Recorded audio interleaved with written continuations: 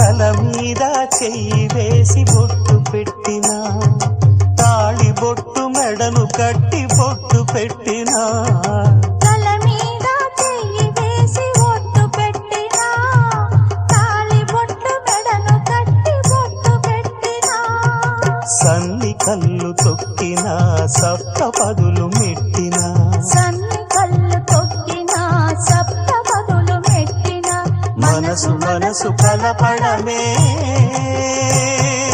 మంత్రం పరమార్థం.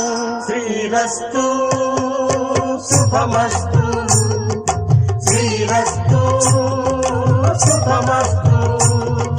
శ్రీకారం చుట్టుకుంది పెళ్లి పుస్తకం, ఇక